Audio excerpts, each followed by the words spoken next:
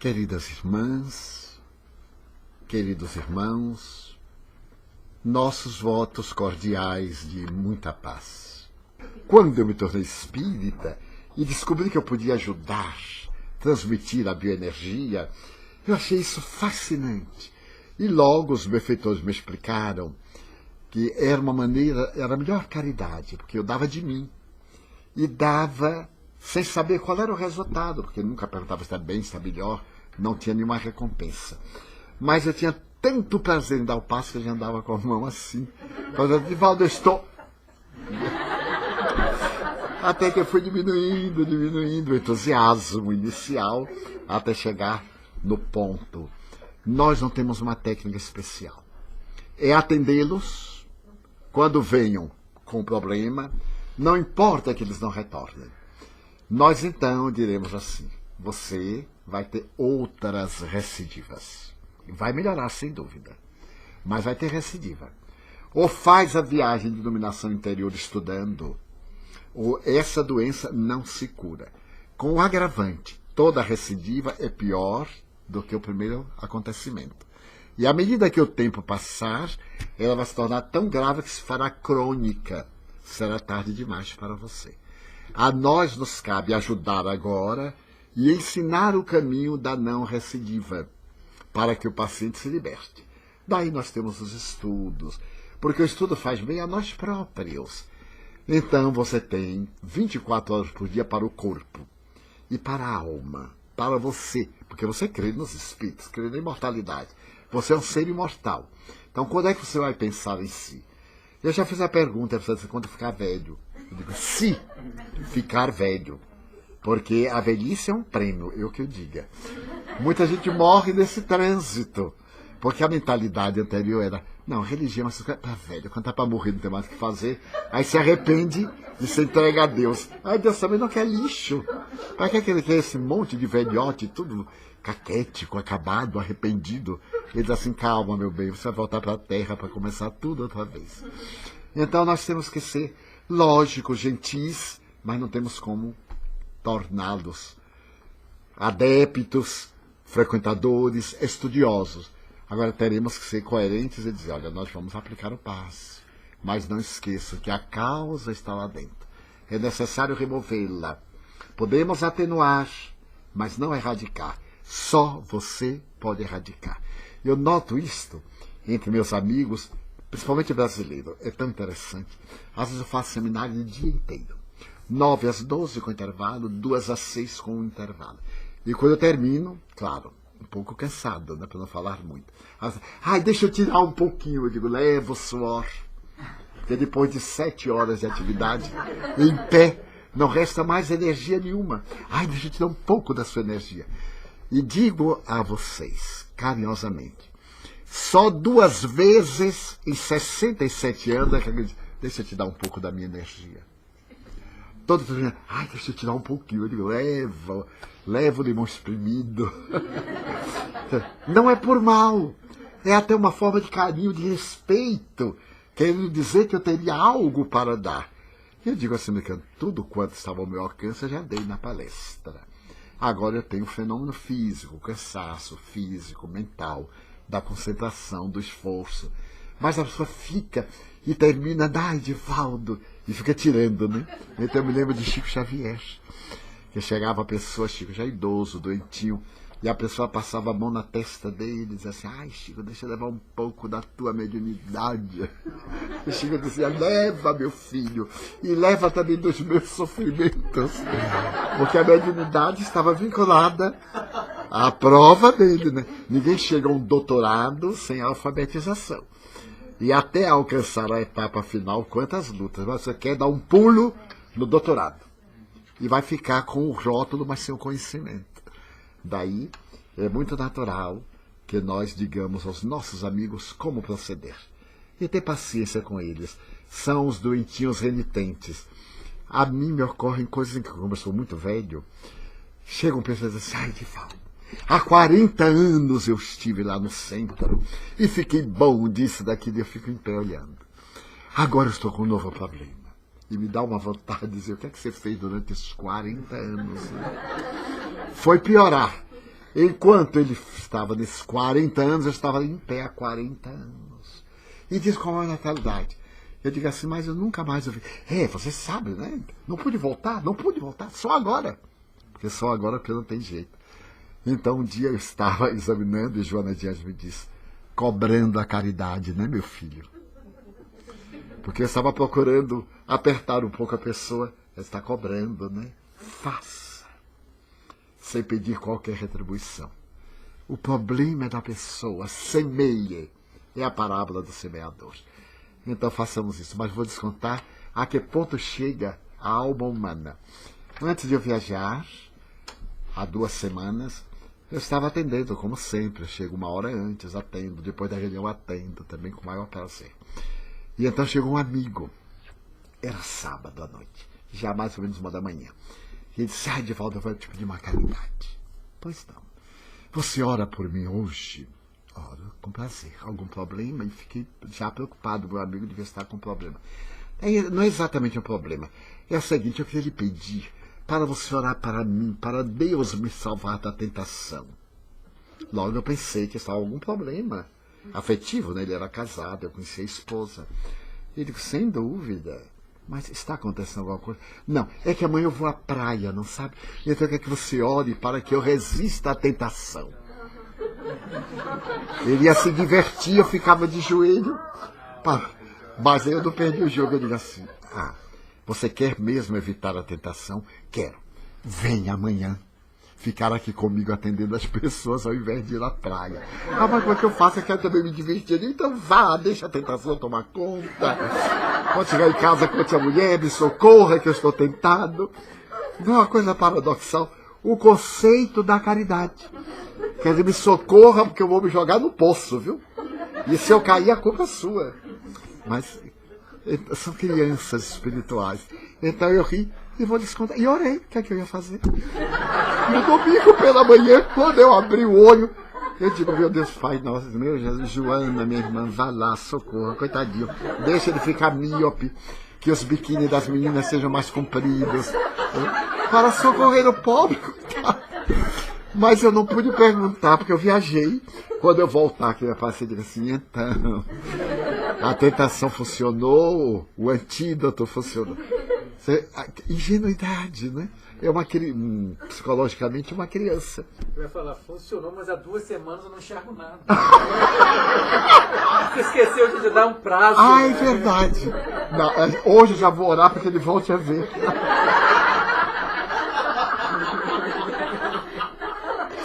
E vou dizer que foi conselho de um amigo no Canadá, né? Que a minha pressa cegou. Há uma pequena história que talvez traduza melhor as minhas palavras. Um célebre membro da ONU em New York morava fora de Manhattan. E ele recebeu um grupo de diplomatas para discutir um problema muito grave da sua mansão nos arredores da grande ilha. Mas ele tinha um filhinho de 6 anos. E quando chegaram os convidados especiais, a criança foi um encanto e todos sorriram. Todos somos muito gentis com as crianças. E foi começar a reunião. Quando ele se preparava, o filho entrou correndo e gritou, papai, vamos jogar bola? E houve um constrangimento geral. O pai olhou para a auxiliar, a empregada, e pediu-lhe para que retirasse a criança. Ela levou-a. E logo começou o estudo, e a criança pareceu libertar-se da auxiliar. Entrou correndo, papai, papai. E todos ficaram desgostosos. Ninguém tinha ido ali para fazer mimos ao filho do diplomata.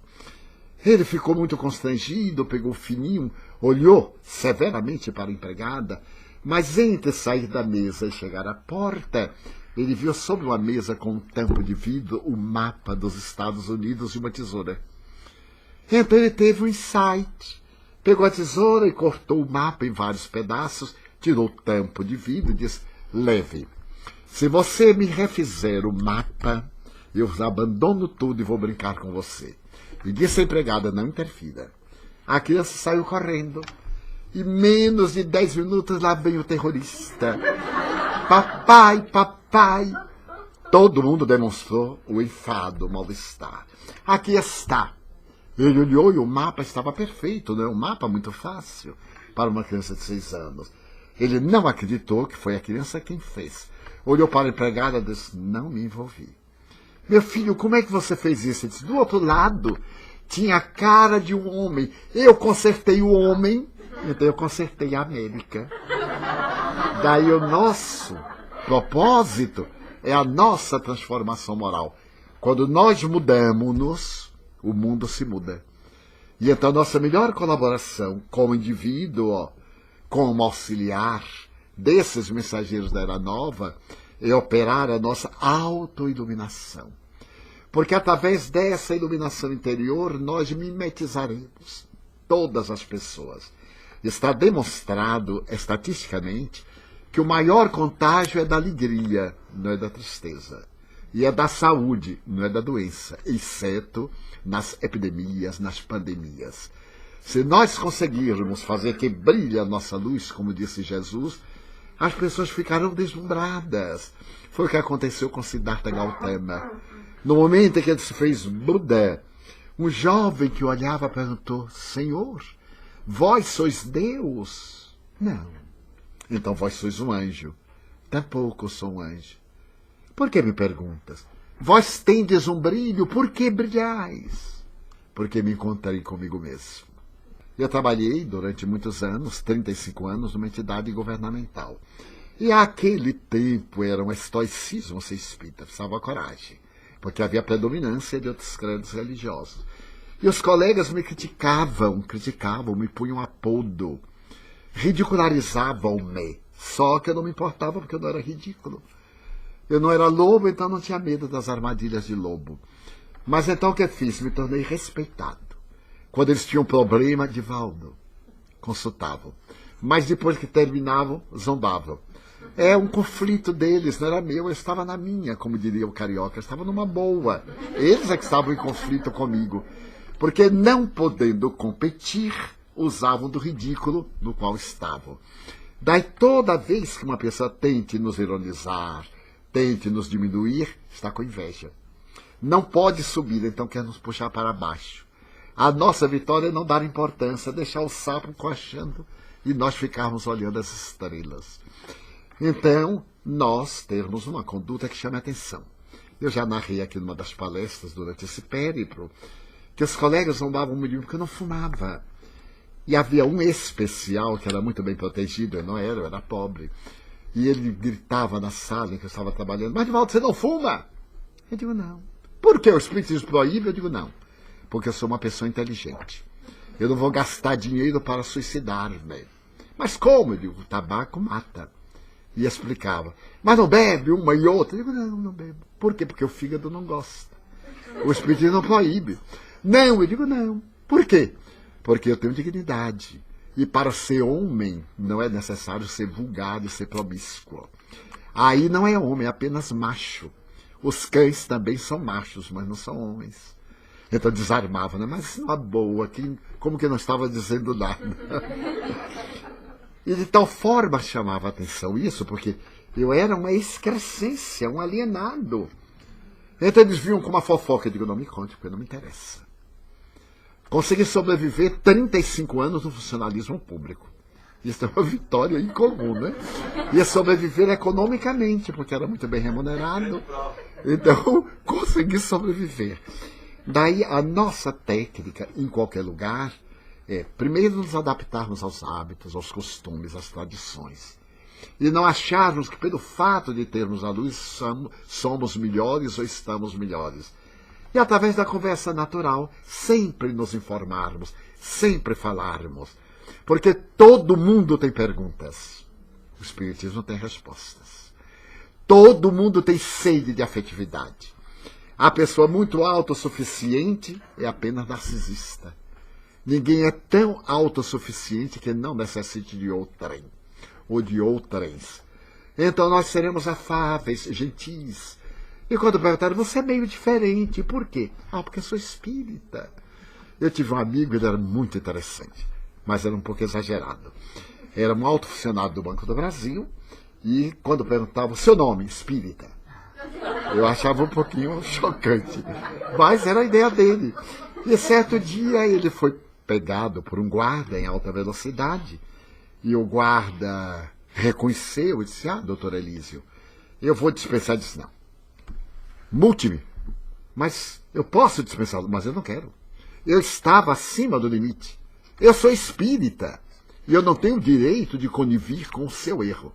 Multe-me. Ele disse, mas eu não vou fazer isso, se você não fizer, eu denuncio. Era um exagero, mas tem alguma lógica. A nossa instituição, por exemplo, aparecem outras entidades que desejam oferecer donativos. Donativos expressivos. E a primeira experiência que eu tive foi com uma grande empresa que, vendo as nossas carências financeiras, veio nos oferecer uma importância expressiva para a época. E eu quase desmaiei de alegria. Eles, mas como vão nos oferecer? Vamos. Só tem um detalhe. É que nós precisamos de um recibo do valor X, que era 3 vezes maior. Eu disse, não entendi, vocês vão dar, digamos, 100 mil reais. E nós daremos um recibo de 300 mil reais. Mas como é que vamos fazer o lançamento? Porque se nós dermos o recibo, esse dinheiro terá que ter entrado. E ele, não, mas é assim, não sabe, Divaldo? Ele, não sei. Mas todo mundo faz. Ele, não estou dizendo que eu não vou fazer. Eu quero saber como é que faz. Era o caixa 2, né? E então ele me disse, é uma coisa natural. Começou a citar as instituições que faziam, portanto era um leviano. Porque da forma que ele citou para mim, citava para todo mundo. E eu logo me vi citado também no futuro. Eu sorri para ele e disse assim, olha, muito obrigado, mas nós não fazemos isso. E por que não? Porque somos espíritas. Nós procuramos viver corretamente dentro do Evangelho. Mas você vai perder 100 mil reais? Eu digo, não, ainda não ganhei. Então não vou perder. Não estou perdendo nada, agora eu perderei a dignidade quando ganhar o dinheiro. Porque isso vai dizer a todo mundo que nós somos tão corruptos como aqueles que censuramos. E ele ficou um tempo enorme sem entender e inimizou-se comigo. Eu fiquei muito contente. Porque era melhor ter alguém inamistoso a ter alguém que me tornasse indigno. Daí nós, no Canadá, em qualquer lugar, deveremos seguir a doutrina tranquilamente. E não temos muita preocupação que venham muitos. Eles virão. Porque, como diz Kardec na resposta que eu falei sobre a guerra, a dor é que ensina a gemer. E quando a pessoa está com dor, necessita imediatamente de algo que pelo menos diminua a dor, um analgésico. Mesmo que não vá à causa, diminuir o efeito. E o espiritismo é analgésico para o momento, mas é também o processo terapêutico para erradicar a causa do mal. E chegará o momento. Eu que já venho a este país há mais de 20 anos, que vi nos primórdios, quando ainda não tinha realmente qualquer grupo espírita, e vim com uma entidade internacional a Montreal, para uma conferência como espiritista para psicólogos, psicotrônicos, que estavam muito em moda no século XX. Então, vendo hoje já os grupos organizados, não importa se são brasileiros, ou franceses, ou ingleses, ou canadenses, é a mensagem acendendo uma claridade nova. Então nós, os senhores, as senhoras, as jovens e os jovens principalmente, estão lançando as bases, mas é esta geração que vai divulgar. Porque sendo canadenses, eles terão os hábitos, a cultura, o movimento, irão conversar isso na escola, na universidade. E então vão quebrar os tabus. Porque quando nós adultos falamos contra adultos, isso é coisa de brasileiro. Isso é coisa de latino-americano. Então nós temos que falar de uma forma que dê uma certa estrutura. E será esse o método que os espíritos nos recomendam. Por exemplo, eu estive na Croácia há poucos meses, há 3 meses, porque o meu sonho é falar onde o espiritismo nunca foi presença. E falando através de uma intérprete da Embaixada Brasileira, que o senhor cônsul, o embaixador, nos proporcionou, havia apenas um casal de croatas. E abordamos, abrimos a perguntas, a brasileirada fez tudo que foi pergunta. E os croatas ficaram calados. Mas eu não aguentei, disse, não tem nenhuma pergunta? O intérprete traduziu muito bem. Era um casalzinho. E ele disse, temos, mas está todo mundo perguntando. Eu disse, mas agora é sua vez, pode perguntar. Eles saíram de uma guerra tremenda, a Guerra dos Balcãs. Há muitas feridas, há muito preconceito, muito ódio. E então o rapaz me perguntou, o que é que nós fazemos com os nossos inimigos? Nós perdoamos. Mas perdoar? Eles destruíram quase que a nossa raça. Também nós destruímos quase a etnia. Ele disse, pois é, destruiu. Não era melhor ter edificado uma nova raça.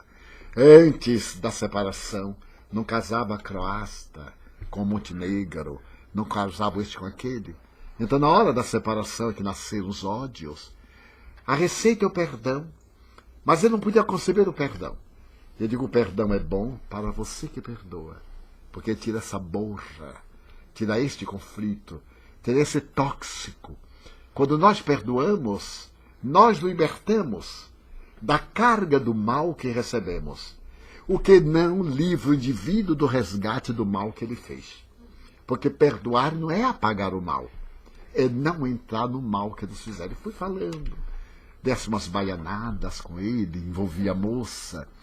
Bem, criamos o primeiro grupo espírita em Liliubiana. Agora já são 6 que frequentam, no país muçulmano. Logo depois fomos a Montenegro, e assim por diante. Mas se nós levarmos a doutrina de uma forma bem simpática, bem jovial, sem certas exigências que nós nos fazemos pelo hábito que temos, lembrando que estamos num país diferente, com hábitos de liberdade, com hábitos de determinadas tradições. Se nós nos adaptarmos, a doutrina flui, porque ela nem é brasileira nem é francesa, é universal.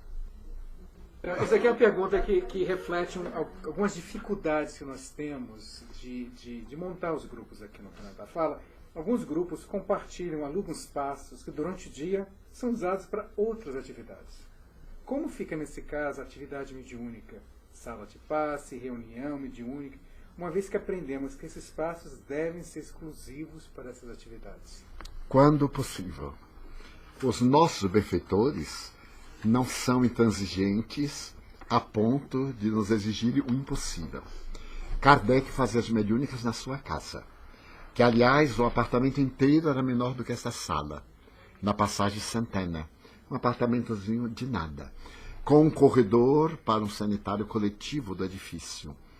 E ele tentou tirar dali para fazer as reuniões na Galeria d'Orléans e Palais Royal, onde foi lançado o Livro dos Espíritos.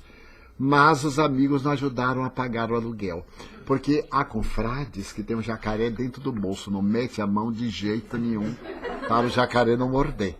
150 anos e não mudou nada. Não, pelo contrário, aprimorou. Botou aquele no bolso. Exatamente, cresceu um pouquinho, tornou-se um crocodilo dos pântanos da Flórida. Então, ele fazia as reuniões na casa de Monsieur Danty com as meninas. Na nossa situação, os benfeitores defendem o local. Eles queimam aqueles vírus psíquicos. Praticamente na Europa, fora da Península Ibérica, com raríssimas exceções, todos os grupos alugam salas à noite por 2 horas. Durante o dia um escritório, às vezes é uma escola de dança, onde o ambiente é menos atormentado, mas os mentores conseguem, através de aparelhos e equipamentos especiais, vencerem as larvas psíquicas e criarem o local ideal por momento. Mas quando nós pudermos dispor de qualquer lugar para a atividade mediúnica e o passe, será melhor, porque eles colocam aparelhos especiais, aparelho dizemos por falta de uma palavra equivalente, para poderem atender às necessidades psíquicas e mediúnicas e espirituais dos atormentados. Mas enquanto isso não ocorre, podemos ficar tranquilos, porque há defesas, equipes espirituais específicas. E, por certeza, o escritório que nos oferece oportunidade melhora muito as suas condições de natureza psíquica. E a psicosfera muda, há benefício. Nós temos em Viena um grupo que fundamos há uns 14 anos. E funcionava numa sala dessa. Os amigos alugavam 2 horas inicialmente. Depois de uns 2 meses, o dono do edifício, o dono do escritório, perguntou ao amigo Yosef: mas vocês são bruxos? E ele perguntou: mas por quê? Porque depois que vocês vieram, a coisa que mudou. Nós vivíamos em brigas interminas, em competições terríveis. Mudou até economicamente. Yosef: não diga, Diego, então nos perdoe o aluguel. Uma por outra. E o homem cedeu grátis, às 2 horas, a partir daí. Eles, aquilo que pagavam reunido, hoje tem uma sede fantástica, dentro dos limites de Viena, mas fantástica. E o proprietário tem tanto carinho, porque ele diz assim: vocês são diferentes. Aqui em Viena, vocês são diferentes. Deu-lhes uma porta blindada, ajudou na calefação e sem aumentar o aluguel. Porque ele diz: interessante. Depois que esse negócio de espiritismo veio para aí, todo mundo do prédio está se sentindo muito bem. E sem dúvida, né? Porque mudou completamente a psicosfera. Aqui você vê no nosso centro, a gente tem tudo multifunção, né? Mas é fantástico. Essa sala é multifunção, até a recepção vira cantina quando eu tenho que fazer. Mas é tão bom. E dá uma sensação curiosa de que é nosso. Então nós estamos trabalhando em nossa casa. Então os bons espíritos veem isso de uma maneira muito positiva. Essa última pergunta que nós temos aqui, depois a gente pode ver se alguém quer completar mais uma, mas essa aqui fala que no Brasil, voltando àquela diferença do que se faz no Brasil, o que faz aqui, a evangelização infantil é muitas vezes associada com atividades comunitárias. Campanha do Quilo, por exemplo, colaborando para a consolidação do aprendizado e o despertar da fraternidade. Aqui no Canadá as coisas são diferentes. Porém, temos o desejo de fazer o mesmo com as nossas crianças. Como somos um grupo novo, devemos dar mais prioridade a isso nesse momento ou devemos aguardar um pouco mais, priorizando outras áreas como o desenvolvimento do grupo e dos voluntários? Segunda hipótese. Devemos priorizar exatamente o atendimento à criança, à evangelização, ao grupo. Porque, de alguma forma, as autoridades governamentais dispõem de muitos equipamentos para atender os homeless. Por exemplo, que no bairro deve existir muitas entidades protetoras que se dedicam a isso. Como nós ainda não estamos bem equipados, tanto de recursos como de possibilidades econômicas e, ao mesmo tempo, sociológicas, que nos aprimoremos, que cuidemos bem das nossas crianças, para que elas sejam, no futuro, as continuadoras. E não só, porque no Brasil nós levamos a sopa, temos essa preocupação da sopa. Chico Xavier um dia falou a uma amiga assim: deveriam ter uma casa dedicada a doar pães. Então doa pão. Mas isto é assistencialismo, porque não tira da miséria.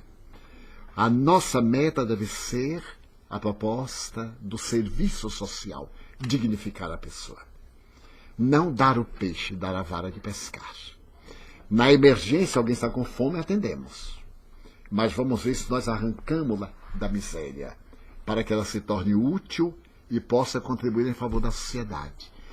Porque se nós dermos, por exemplo, a sopa na Suécia, na Suíça, mesmo nos Estados Unidos, nós estamos infringindo as leis. Porque, de alguma forma, esse homeless, ou esse toxicômano, que forma o seu gueto, se ele receber alimentação ali, ele vai transformar o lugar em um verdadeiro ântaro. Porque as necessidades fisiológicas, o convívio social cada vez desce mais, a promiscuidade. E nós sustentando. E essa dependência viciosa. É um gesto bom para nós, mas não bom para eles. O ideal é que nós criemos nossos filhos, evangelizemos-los, provoquemos o seu desenvolvimento intelecto-moral, para que eles no futuro erradiquem as causas da miséria moral, da drogadição, desses fatores que levam à degradação humana. Agora, vez que outra, podemos levar a um lar de crianças, poderemos levar numa visita ao asilo de velhos, se for permitido pelas autoridades. Eu não conheço o estatuto, mas lá, por exemplo, na mansão, nós pegamos as crianças, vamos visitar uma escola de educação de crianças com deficiência, lar com crianças portadoras de transtornos desta ou daquela natureza. Antes explicamos, Levamos também a asilo de idosos, para que eles digam alguma coisa, os velhinhos, que gostam muito, e que veem neles a representação dos netinhos. Então isso vai dando um espírito de solidariedade muito valioso, muito importante. Então aqui, como são diferentes as condições, vale a pena que nos centralizemos bem na iluminação das nossas crianças, sem nos envolvermos com esse trabalho que outras instituições estão fazendo e que a nossa falta é secundária, não é tão relevante. Então tem duas perguntas aqui que tiveram, uma relacionada com a outra. Aqui parece, na América do Norte, parece que existe uma frequência maior de casais que não podem ter filhos. E nós sabemos que isso tem alguma causa nos testes, nas provas que eles vão ter aqui. Qual é a visão espírita, então, com relação a esses casais adotarem crianças que, teoricamente, eles não eram para ter? É uma forma elevada de dignificação. Porque o desejo de ter o filho, quando se demonstrou que as pessoas têm todas as possibilidades orgânicas e não procriam, ou quando um dos parceiros não dispõe dos requisitos básicos para a fecundação, então a divindade ameniza a nossa prova, ensejando-nos amparar alguém. Por exemplo, na Mansão do Caminho, nós educamos 685 crianças abandonadas, órfãs. Nós tivemos um sistema dos lares família. Mas em 1952, quando nós começamos numa casa estilo orfanato tradicional, que mais tarde mudamos a postura para dar dignidade à criança, dos lares família, eu encontrei uma criança numa lata de lixo, à porta. Era uma criança afrodescendente. E estava sendo devorada pelas formigas. Durante a noite a gente escutava o choro, mas não sabia onde era. Por fim, pela manhã, alguém passou, um soldado de polícia, e no latão ele tirou, estava lá dentro a criança. E estava entupida de formigas. Nesse momento eu chegava, que eu morava com meus pais, e via aquele meninozinho. Mas eu fiquei tão emocionado.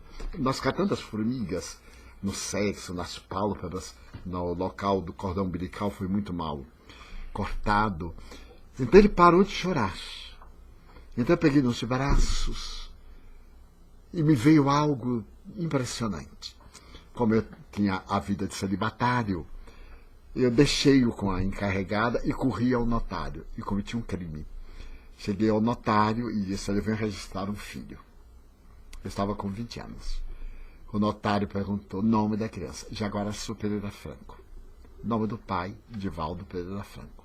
Nome da mãe: não tem mãe. O velhote tirou o óculos e disse: não tem mãe? Eu digo: não, senhor, não tem mãe. Como que não tem mãe? Eu não sei quem é a mãe dele. Ele disse: é um fenômeno. Porque a mulher pode não saber quem é o pai, mas o pai tem que saber quem é a mãe. Aí é que eu raciocinei. Eu disse: bom, quer dizer, meu Deus, em que eu me meti. Mas eu perguntei: por que o senhor quer saber o nome da mãe? Para constar. Ele disse: eu vou mostrar o nome da diretora. Veja a minha ingenuidade e estupidez. Mas será que vai ficar bem, não é? Não, não é. Ela era casada. Meu Deus. Aí eu vi entrar um espírito. Veio e disse: Divaldo, ponha meu nome. Eu perguntei: como é seu nome? Alta de Souza, a grande poetisa potiguar. E eu então disse: eu estou brincando com os senhores. Alta de Souza. Ele disse: sabia o nome, não sabia? Ele sabia sim. Qual é a cor da criança? Eu digo: negro. E ela era sua empregada? Eu digo: exatamente não. Mas foi tão engraçado. E ele disse: o senhor tem testemunhas? Eu digo: eu tenho que pensar ainda, né? Porque ninguém viu a criança nascer, nem eu vi, eu estava viajando. Ele disse: eu arranjo 2 testemunhas por aqui. Me deu a certidão de nascimento. Daí a 2 anos, uma criança foi deixada no trilho do trem da Central do Brasil, né? E alguém pegou e disse: leva para Divaldo. E então me trouxe. Quando eu vi, corri lá. Porque uma pessoa que chega assim não pode ficar sem identificação. Corri ao notário. Ele me reconheceu. Olá, eu digo: vem registrar o segundo filho. Como é o nome? André Luiz Pereira Franco. Pai: Divaldo Pereira Franco. Mãe: eu digo: é a mesma. Alta de Souza. Felizmente, o senhor é fiel. Eu digo: sou espírita. Mais tarde, deixaram na praça. na praça que tem bem pertinho da antiga Mansão do Canil. Eu registrei Alta de Souza, filha de Alta de Souza. Então, eu botei Alta de Souza 2. Achei chique esse negócio americano. Eles não botam 1, 2, 3, né? Alta de Souza 2. Muito bem. Passaram-se os anos. E Jaguaraçu, que era o filho mais velho, preto lindo, igual ao pai. Quando ele completou 5 aninhos, um dia ele me disse assim, tio, porque todos me chamavam tio, eu sou seu filho de mesmo? Eu digo, é claro, Jaguara, quem já viu isso? Os meninos diz que eu não sou. Mas por que você não é? Porque os meninos diz que você é branco e eu sou preto.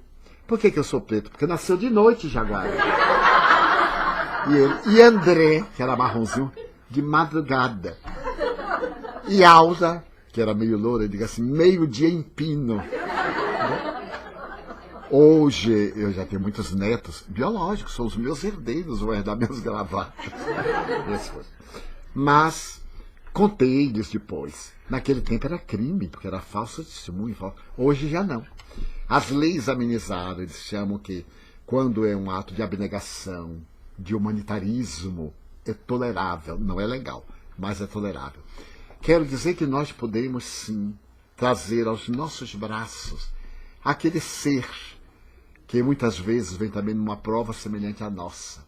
A dele de solidão, a nossa da não perpetuação do nosso gens. Então unimos os dois e sublimamos-nos.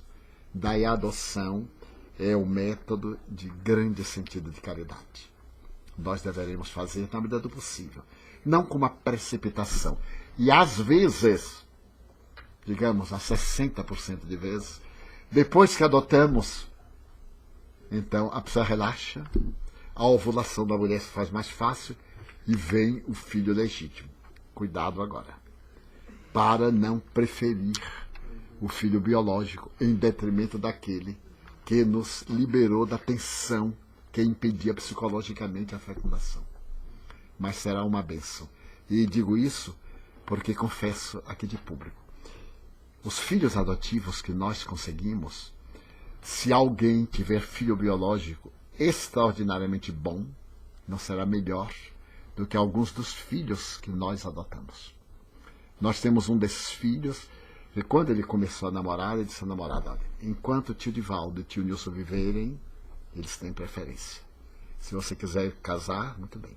Vamos morar bem perto deles, porque eles estão envelhecendo, foram eles que cuidaram de mim, e eu tenho que cuidar deles na velhice. Então esse filho leva-me ao aeroporto, chego pela madrugada, digo, meu filho, eu pego um táxi. O senhor não é louco? Não me venha com esta. Me reclama. Então eu fico olhando admirado. Nilson, que foi o meu braço direito, está mais idoso do que eu, tem 88 anos. E está com um câncer na bexiga, que se vai expandindo, está com metástase e está despedindo-se. Pois os filhos nossos formaram um grupo para dar assistência todas as noites. Nós temos os especialistas, os enfermeiros tomam conta. Mas eles não deixaram que à noite o tio ficasse em mãos estranhas. Ele teve uma fratura óssea. Nós pensamos que foi uma queda dentro do quarto, em verdade, eles estavam falando de PAGE, uma degenerescência óssea. O osso quebrou e ele caiu. E então teve que fazer a colocação de parafusos, porque ele não suportaria uma cirurgia mais demorada. E o especialista disse, não pode mover a perna, porque se deslocar, terá que fazer uma cirurgia muito difícil. Pois os filhos formaram uma elite noturna, de passar a noite segurando a perna dele para ele não mover. Porque na idade nós temos hábitos. Levantamos apressadamente, e quando ele leva, não pode, tio. Filhos que eu considero realmente da alma, que a divindade mandou do passado, e alguns deles tão comovedores. Posso alongar um pouquinho? A gente está aqui mais todo. Nós recebemos eu soube de uma senhora tuberculosa que estava morrendo num dos casebres lá da invasão. É a zona do mar onde constroem os barracos. Então eu fui vê-la. Quando eu cheguei, havia em cima uma rede. E era uma criança. Ela estava no último grau, com hemoptises contínuas. Eu me sentei ao lado, comecei a conversar, e ela disse, seu Divaldo, eu só não posso morrer porque não tenho com quem deixar meu filho. Ele disse, então morra tranquila que eu tomo conta de seu filho. E onde está? Está aqui em cima da rede. Ela deixava de tomar o leite e comprava talco, no tempo que usava talco em criança. Estava branquinho de talco, tão bem cuidado. Assim em cima dela, eu olhei e já me apaixonei pela criança. Eu digo, olha, fique tranquila. Seu filho será meu filho. E você vai poder me ajudar a cuidar dele. Fiquei ali à noite, ela morreu nessa noite. Teve uma crise maior, morreu asfixiada em sangue. Pela manhã, os vizinhos me ajudaram, tiramos o cadáver do barraco, queimamos o barraco, fizemos o enterro dela e eu levei a criança para a mansão. A criança era muito doentinha, tinha uma alta carga de asma, de bronquite. E numa noite, ele dormia no nosso quarto. Numa noite, ele estava muito ruim, muito mal mesmo. Então eu fiquei tomando conta dele, depois da reunião. E ele transpirava muito, eu trocava de pijama e colocava colônia, água de colônia Regina, que era o máximo na época. E até digo, meu Deus.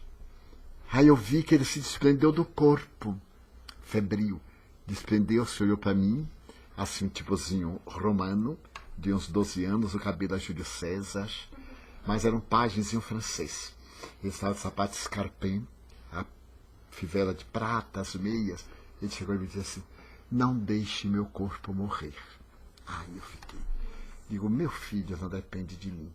E fiquei emocionado, tal, orando, e ele me desapareceu. De vez em quando eu aplicava passe, colocava para dar banho com a temperatura um pouco mais baixa, para diminuir a febre. Quando, de repente, eu vi entrar um espírito lindo, parecia uma fada de Walt Disney, aquele vestido de caça-cristal, a gola alta ao estilo elisabetiano, uma luminosidade. O quarto ficou iluminado. Ela entrou, chegou, olhou para ele e olhou para mim. E eu perguntei, a senhora é o guia espiritual dele? Ela disse, não, ainda sou muito atrasada para ser guia espiritual, iluminada. Mas eu fui mãe dele várias vezes, e da mãezinha dele, que também foi minha filha. Nesta existência ele veio para sublimar. E então, eu venho agora para ajudá-lo. Eu digo, nossa, mas a senhora demorou tanto, porque ele estava quase com convulsão. Eu estava com medo de uma convulsão e não sabia o que fazer. Ela então me disse uma coisa inesquecível. Ela disse, este é um filho do coração. Mas para vir visitá-lo primeiro, eu passei em todos os lares, nós tínhamos 25 lares. Todos os lares visitando todos aqueles cujas mães não podem ir, para depois vir vê-lo. E então ela aplicou passes longitudinais no corpinho, de vez em quando ele tremia, ela aplicou, eu vi quando chegou o espírito, encaixou, e ele acordou banhado de suor. Então eu enxuguei o suor, toquei o pijaminha, e ele disse assim, tio, era pequenino, eu tive um sonho. Eu disse, meu bem, teve um sonho com a embaixadora de Nossa Senhora, a Mãe de Jesus. Hoje é um adulto. E eu contei para ele mais tarde, com detalhes. E de vez em quando esse espírito aparece. Quando eu tive um problema cardíaco muito sério, eu tive parada cardíaca, tive um infarto do miocárdio, tive morte clínica. Quando eu estava desdobrado na morte clínica, eu vi que ela entrou com aquela mesma beleza. E eu digo assim, nossa, desencarnei. Ela entrou, me saudou e perguntou, lembra-se de mim? Eu disse, como não? A mãe do Ari. Ela disse, meu filho, mas você não vai ficar aqui, vai voltar. Nós pedimos a Deus e a Jesus para que você volte. A sua tarefa ainda não terminou. Então minha mãe desencarnada, minha mãe biológica também me apareceu. Aí eu perguntei, mãe, o que está acontecendo? Os guias espirituais estão decidindo se você fica ou se você volta. E mãe, vá lá correndo. Dizer para eles que eu devo voltar. E realmente voltei. Quero dizer, como esses gestos nos granjeiam o reino dos céus dentro de nós. Então o bem que a nós nos faz, o bem que nós tentamos fazer aos outros. Só para complementar até a segunda fala, o que você teria a dizer aos nossos irmãos e irmãs que não sonham em ser pais, não querem ter filhos? Qual é a mensagem, qual é a explicação disso? Muitas vezes são traumas de encarnação passada, são marcas de filhos ingratos, são conflitos da própria personalidade, são dramas da infância. Muitas vezes tiveram uma infância um tanto castradora, ou uma infância negligenciada. Então, Jung chamava a esses indivíduos crianças que sofreram muito na infância, crianças marcadas. Então, como mecanismo de defesa, não querem ter filhos, para não terem maiores problemas, maiores preocupações. Mas vem lentamente o amadurecimento psicológico. E descobrirão que o matrimônio, a união, a parceria, por melhor que seja, chega um momento de quase saturação. E é um momento perigoso, porque é nesse momento que aparecem as invasões de sentimentos, as necessidades falsas de outras afetividades. É aí que amadurece o amor. E vão sentir a necessidade de um elan, porque o filho ajuda muito o casal, seja ele legalmente constituído ou ilegalmente constituído. Para mim não há diferença. Se ama e se une, tem todo o respeito, se respeitam.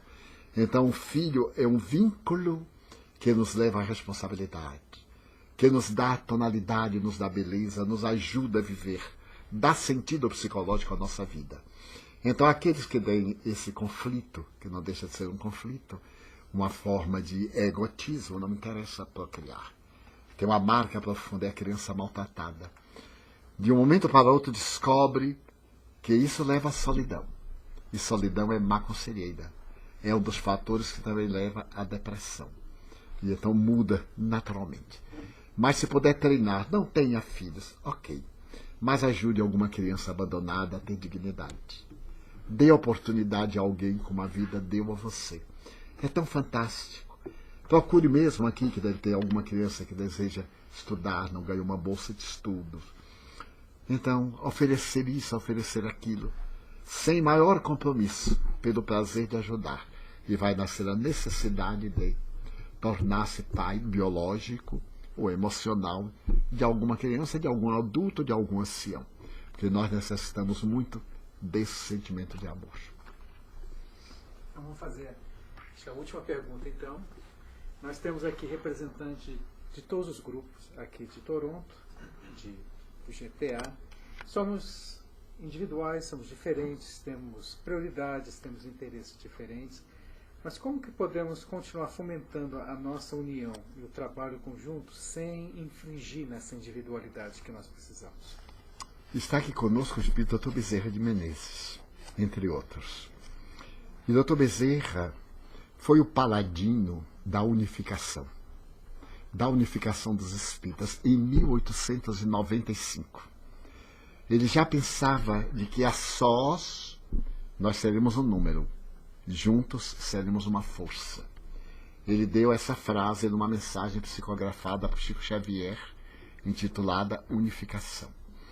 Se nós somos tão poucos e não podemos conviver entre nós, como podemos ter a audácia de falar de fraternidade universal? Então teremos que deixar um pouco a pompa e voltarmos à realidade. A unificação não é sujeição, não é submissão, não é dependência. É a parábola de Jesus do feixe de varas. Uma vara só, qualquer pessoa quebra. 2 varas são quebráveis. Mas 30 varas ninguém quebra, exceto usando equipamentos próprios. Se nós só formos individualistas, nós corremos o risco de não progredir e formamos guetos. O nosso centro é o melhor do que o outro. Não há centros melhores nem piores. Há instituições melhor dirigidas, melhores esclarecidas, do que outras onde não há um conhecimento profundo da doutrina e as pessoas ainda estão em carência. Mas se nós somos uma instituição boa, bem organizada, não é a hora de nós ajudarmos aos outros que estão começando? Porque o isolacionismo. Allan Kardec herdou de Pestalozzi, seu mestre, uma trilogia. Essa trilogia na educação era trabalho, solidariedade e perseverança. Pestalozzi dizia que a educação é fruto da perseverança, do trabalho, da solidariedade. Kardec usou mais tarde trabalho, solidariedade e tolerância. Se não formos capazes de nos tolerarmos, de nos ajudarmos, nós que privamos do mesmo ideal, que falamos o mesmo idioma espiritual, como poderemos aguardar que um dia a humanidade esteja melhor? A humanidade que ainda desconhece essas leis abençoadas. Nós somos muito favoráveis à unificação, especialmente porque a unificação não interfere com os nossos trabalhos. É nada mais do que uma aglutinação de forças. No Brasil, que será diferente daqui do Canadá, é uma maneira de nos ajudarmos. Um centro, por exemplo, não tem evangelizadores, mas tem crianças. A Federação Espírita Brasileira procura uma maneira de mandar uma orientação para esse trabalho. Um grupo deseja criar atividades mediúnicas e não tem experiência. A Federação Espírita Brasileira manda equipes para preparar aquele grupo mediúnico. Então a unificação, o objetivo é exatamente dar um sentido, mas um sentido de natureza unitária, para que não façamos espiritismo à moda do médium X, à moda do médium Y, à moda do diretor Z. Porque o espiritismo é um só. As interpretações é que variam de acordo com o nosso processo evolutivo. Desse modo, vale a pena, porque eu vejo a união dos espíritos, e o Dr. Bezerra de Menezes costuma dizer, dos espíritos espíritas, porque há espíritos que não são espíritas. Se nós olharmos no Evangelho, São Luís não era espírita. Lacordaire, que era um sacerdote da Igreja Católica. Pascal, que não tinha nenhum vínculo, a não ser com o catolicismo da sua época. Então nós temos que nos unir fraternalmente, porque isso nos vai ajudar a servir melhor. E formando esse grupo, teremos um intercâmbio muito grande de ideias, porque várias cabeças pensantes no ideal produzem muito mais do que uma ou duas apenas. Então, o esforço é válido, mesmo porque, repetimos, o objetivo da entidade federativa não é um centrão dominando os centrinhos, porque ela é constituída dos centros espíritas. A sua diretoria será o resultado do diretor deste, daquele, o que forma a entidade federativa.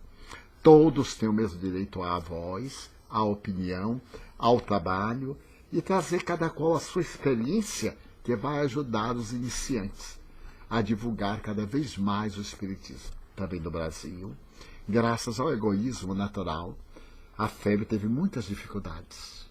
Ainda tem hoje aproximadamente 11 mil centros espíritas federados, mas deve ter uns 8 a 10 mil não federados, porque a pessoa tem o seu curralzinho e não quer que ninguém interfira no curralzinho, mas ninguém vai interferir, porque a FEB não fiscaliza, não importa, estabelece diretrizes, que a prática seja espírita, que não tenha cerimoniais, que não tenha o achismo, muito típico do brasileiro. Eu acho. A gente fala de química inorgânica, de física quântica, eu acho. Não acha nada, que você nunca ouviu falar disso. Como é que vai achar coisa nenhuma? Então, é válido que façamos um esforço para nos unirmos, intercambiarmos. E se algum de nós se sentir melhor equipado, fantástico.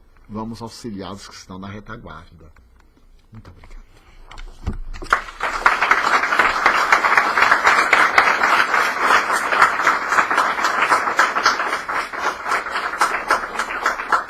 Eu vou bancar aquele amigo que pediu para tirar mais um pouco de você. Eu gostaria que você só fizesse uma prece final curta para fechar os nossos trabalhos aqui. Eu não sei. Eu não queria tirar demais.